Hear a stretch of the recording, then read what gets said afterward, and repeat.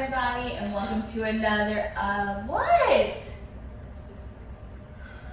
Installment of the Hot Seat. Why are you laughing at me? Because this is probably like take 50 from waking up. Probably. Okay.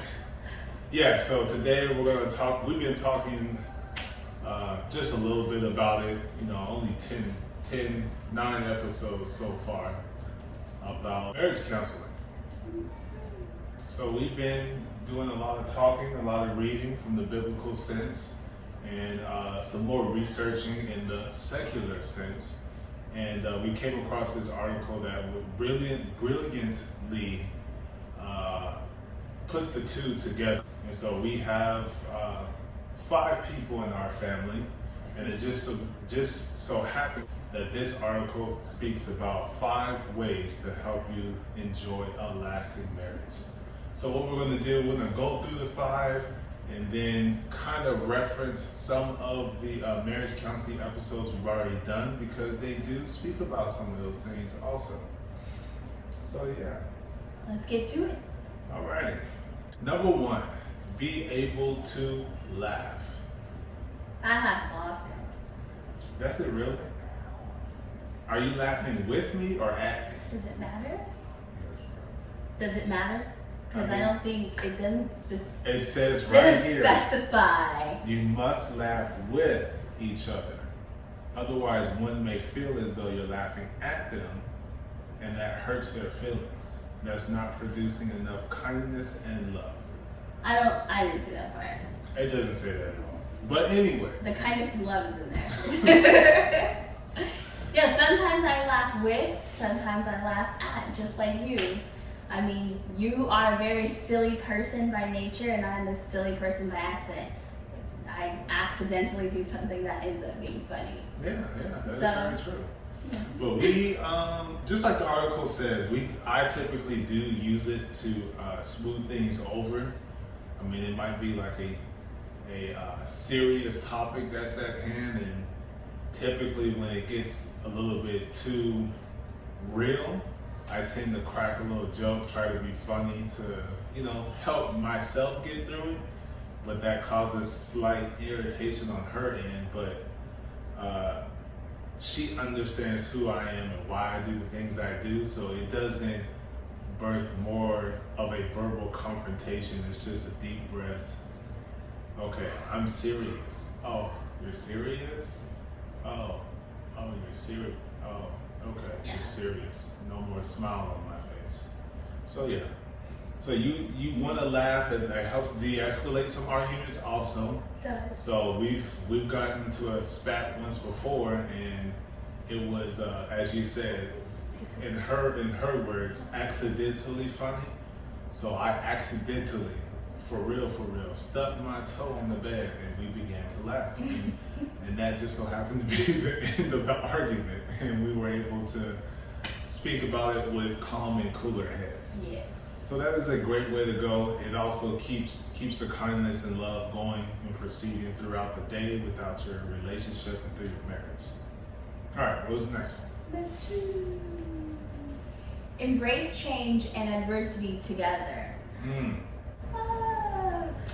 So it says, when you get married, you're so fired up about your exciting new life together. That kind of happened twice for us. Once upon moving and then getting married. But the reality is that through the stages and seasons of life, every marriage changes and every marriage has its challenges. Every marriage is different, so you got to do what works for you. It's when you join forces to overcome problems that your marriage gets stronger, whether it's personal, emotional, spiritually, face it, get through it together. So, like you said, when we had 2 occurrences, going on the 3rd. So the moving and that transition, because boy, let me tell you. Y'all saw the videos. It was a transition. And then the marriage, whereas even though we were already living together, that dynamic wasn't the same, I guess. Or at least I should say it wasn't looked upon as the same. So now, there is a change with, after being married. And now there are life changes that are happening. After. The Like difference after. before we're living together and we can't do certain stuff, and now we're married and we can do certain stuff. Right, but I said like our living arrangement, because I shouldn't say most of our friends, it was, they were, together but apart. And then they got married and now they're together, they're living together, everything is together. Whereas we were together, living together, but we weren't married, and then we became married, and then the outward look, that perception was changed because now we're married. And so, things are just a little bit different. And then we just have life changes happening all the time. I would say the biggest change from me, as we talked about before, previous episodes of handling money, marriage and money, and who does what, I pretty much was able to do things, pay things, transfer out, no problem. Now marriage has happened, and it's a regularly, why did this money come out of my account? I got to alert, what is this for? That is not even. It is true. It isn't true because. It's recent. No, I would ask you, it wasn't as often because I was so busy with other stuff. Well, it seems and like now, every time.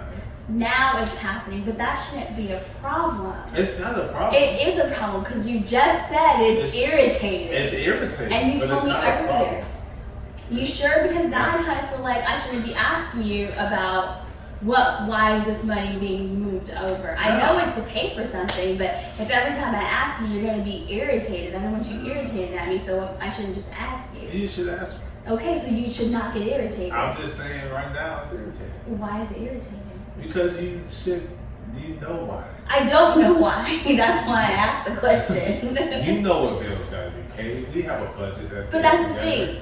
Way back when I asked you, put a note on the memo, because I go and I do things for the household, so I'm not thinking, oh, okay, so he's probably gonna take this money. No, it's okay. I have to go grocery shopping, I have to put gas in the car, I have to go do these things, and I do them.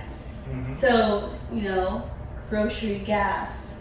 That's not a lot to ask for, and you were doing it for a while, and then you stopped. That's probably why you weren't having me asking you, because you had a memo, and I was like, oh, that's what it's for. Yeah. Process of elimination. You know what you did. You know what you kiss my grapes. Anyways. So you wanna. I think that's a big one right there when it comes to the marriage. And I like that they put it at number 2. Because you want to have a joyful and happy marriage, but at the same time, the backside of the coin is that there is going to be challenges. There is going to be adversity. So that entails that love isn't easy. So even from a spiritual standpoint, God loves us all the time, but yet He still allows things to happen in our life, and that is what we term as tough love. So even within our marriage, there are going to be challenges that we have to get through because we're here for one another. Like the union of us isn't anything that was done by accident. So there are going to be tough times and there are going to be happy times. The objective is to get through them, and as you get through them together, you're strengthening the trust between one another. That, dang, even there could have been a thought before that I'm just going to quit, or she could have left me, but she still stayed there and helped me get through that situation. We got through it together. So marriage isn't easy, but it is worth it.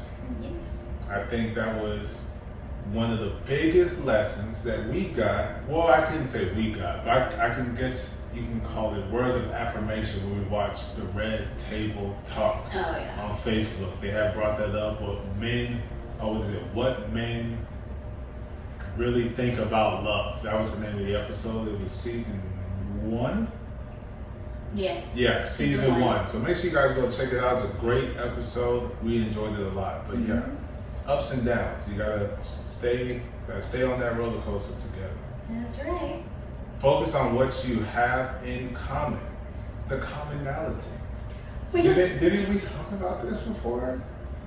It was one of our marriage counseling we had with Pastor. right. So it was actually that wasn't the only one. We talked about it there, and then we talked about it with something else that we had read, and it talked about the common ground. Mm-hmm. It was money. Okay, and so there was another. I think it was another one. Which is interesting because I've been thinking about that, and I'm like, church, non-biblical beginnings to families. I'm like trying to think of what our commonalities are. You're like ridiculously tall, and I'm what I would consider average height female. Yeah, below average. Both out slipping and dipping before we had a band on the finger. Right. But it's like, okay, like I like music. He's on a whole new level. Just like when we first started talking, it was gospel 24/7. Every time I got in her car, gospel every single So let me just say, the majority of the music I had was gospel, but that wasn't the only thing I had. Because as people say, I haven't been saved all my life. So I did have some R. That's all I heard. I have R&B. I would have never known. But could put herself on shuffle and you probably would have heard 0 songs non-secular. I'm telling you, they were in there. There just wasn't a whole lot of them. Mm-hmm. But 1%. I don't know. We have some commonalities, but we do have we have a lot of differences, but the differences are actually things that help push us to be better and more like the opposite person that we want to achieve to be. So, being a bit more adventurous and trying new foods, which is not what I do, but it's all what he does. So it's like, just try it. So then I end up doing it, and it just keeps furthering me on to becoming that person that I wanted to be. And vice versa with learning some medical stuff and how to take care of people. Yay! Nope. It's gonna happen. It's gonna happen. Nope. But no knock against the Christian music. It was just, sometimes you want to hear something else. There's nothing wrong with wanting to hear something else. And so there's more R&B that I listen to. Old school, new school, the good clean type of R&B that doesn't come out as often. But yeah, so always trying to find the commonality, enjoy those experiences together. Those would make memorable and happy moments that you can always fall back on when you're going through that roller coaster ride. When you come down, it's like, now you have this memory from when y'all did this back then. Then it takes you back even further to how you guys first met, and the bond, the foundation of everything being the friendship. So at the end of the day, there's a level of like that keeps the connection together. So no matter how irritated you are, how many layers that irritation has cut through the foundation, when you get to the bottom, it's like, when you only are working with that one nerve left over. She's there just for me. He's there just for me. And who else in the world could handle me but this person? So express your appreciation. Marriage counseling comes up again. Mm-hmm. Good lessons. Speak of good things of your partner. Yes. What this one says, I'll read it out for you guys. So many marriages die by thousands of nits and cuts, a little criticism here, a backhanded comment there. If there's one thing most marriages need, it's a greater dose of expressed respect and appreciation. When you express gratitude to each other, you not only make your spouse feel valued, seen, and appreciated. Seen, valued, and heard, love hour. Yep. But you also reinvigorate your desire to continue loving and serving him or her.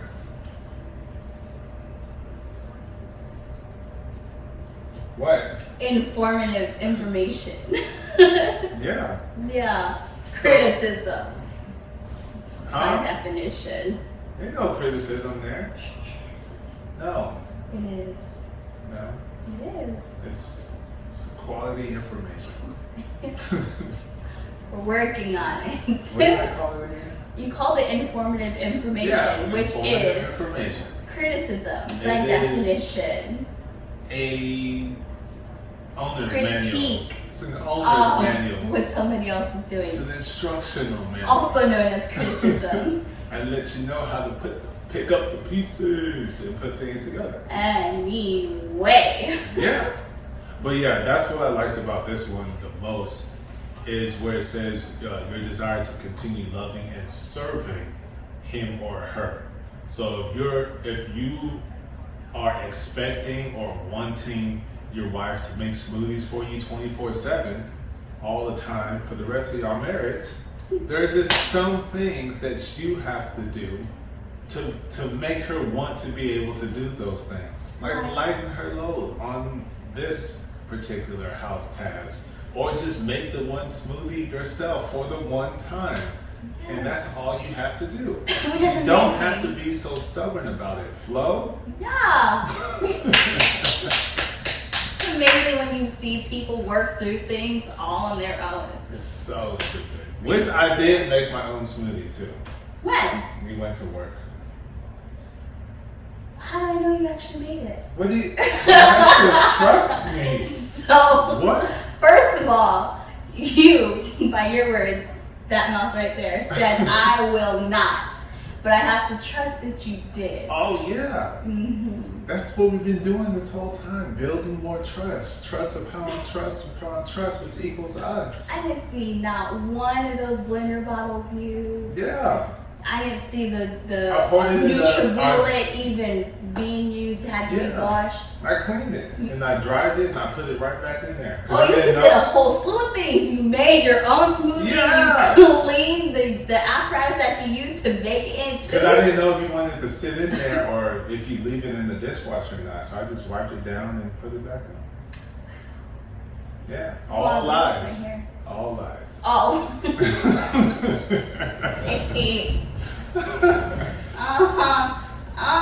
And the most important and final one is put Jesus first and your spouse second. Yes, I think the hashtag emphasis on the Clarks would love that one. Mm-hmm. It's all about the pyramid. Make sure you're ordering things correctly. Yes. I can speak because I learned. Which I was going to say was also part of the marriage counseling lessons. A very, very, very, very serious one to which we had to take a pause until we got that point understood. Yeah, which is why there was never a marriage counseling official episode 2. It's because my pyramid didn't make any sense to any of the crew. To the way God has designed and purposed marriage or our pastor. Your pyramid was more like a quadrilateral. It had a little four hump sides at the top. Angles. It just had a little hump at the top. Interesting. That's all it was. Okay. It wasn't no quadrant, whatever you said. It's what the girls are learning in school right now. I have to use the SAT term so that they get familiar with it. No. Polygons and quadrilaterals. I don't even know what that means. I go laterally 4 times. I do not remember. No, it's an object that has it 4 sides and 4 angles. I don't need it. I don't need it in my life. Because when they ask you about it, so you put the Lord first because He is number 1. The wife comes second. You have the kids, and after that, everybody else. That is the way in which it should go. That's the way God has designed for marriage to be. A man leaves his father and his mother's home and cleaves on to his wife, and they age through together. Okay. Yeah. Okay. I just creatively said a very important word. Right. Okay. Yeah. So you'll have more to offer your spouse when your relationship with Christ is strong. Let Him be the foundation that holds your marriage together, and it will not fail. When those lows become too low, where else do you turn to? You look into the stars, into the skies, into that Bible that's there, and you dig deep, you read, and you find what it is that you need to correct yourself so you can present to your spouse the person that they need, the person, how do I say this? Not the person that they need, the person in which they will respect when words come out of your mouth. Doesn't cause, verbal fighting. Okay. So if I were to come out just being mean, angry, you're just gonna retaliate.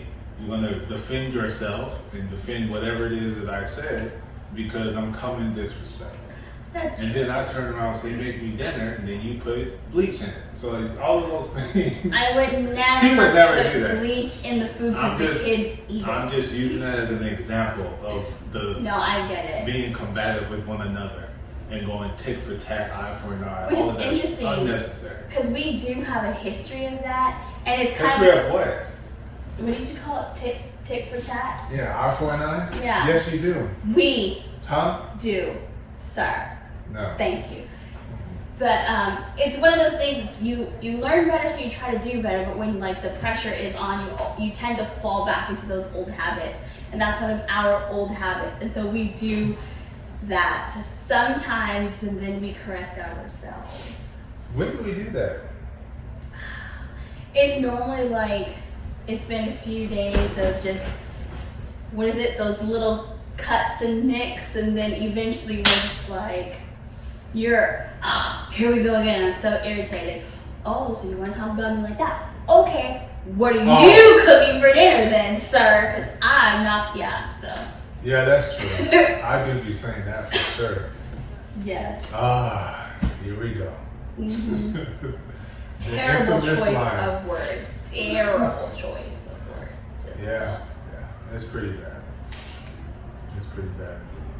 So that's it. That was. So that's the five little lessons I hope you guys apply to your marriage or even to your relationship to help you get towards the marriage, because practice does make perfect.